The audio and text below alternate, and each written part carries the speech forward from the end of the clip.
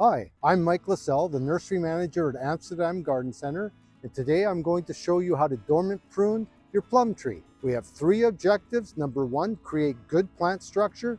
Number two, maximize our fruit production. And number three, keep the tree healthy over the long run. Now I'm going to show you exactly where I'm going to prune a little closer up. Here's a typical young branch of European plum, and you can see last year's plums came from here. And I want you to be able to identify the fruit spurs. That's where the flowers and the fruit from this year will be developed. There's last year's pruning cut. These were just buds last year, and now they've developed into spurs. Further along, we just have leaf buds, and we'll be pruning right there, and then we'll have more fruit spurs developing further along. So that's how you want to prune for fruit production. So here's the sucker that grows from the soil line, and you can see it's been nicked by the mower and about a 3-inch stub has been left. A lot of gardeners make the mistake of leaving stubs, but you can see what happens is you just get multiple shoots. You make more work for yourself. So for these, cut them as low as possible, even below the soil line. This is a water sprout. Now I just wanted to show you about directional pruning. You can see the buds are radial. They go all the way around the stem.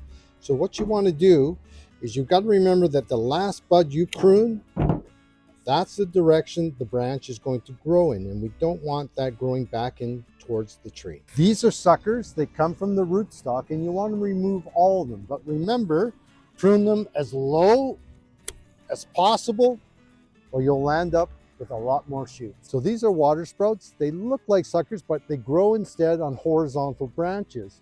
They also tend to cross, and we want to remove those crossing branches. So when you prune them, make sure you don't leave any stubs at all, or you'll get more water sprouts on your hands. It's also important to prune out any dead branches. You can see this small limb has no live buds on it, and it's been shaded out by the canopy. So we're just going to remove it here down by the branch bark collar. Lastly, we want to remove any diseased tissue. We've got a little black knot fungus here, which is common on European plum. So we're going to use a saw to cut it right off and dress the wound, because this is a permanent branch. And we'll show you what that looks like afterward. Lastly, we've got canopy reduction, and you have to remember not to go so far that you're removing your fruit spurs, and that when you prune, remember your directional pruning. So the bud is facing away from the tree, and the bud is facing away from the tree. And then everything is going to grow just as it should. Before I show you the final pruning job, we wanted to focus a little bit on the black knot because it's important.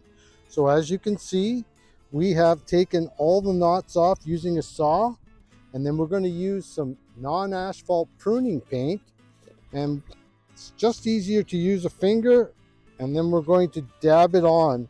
And the reason we want to seal this is so that if there are any residual fungal spores, it doesn't get reinfected, and we don't have any knots in the future.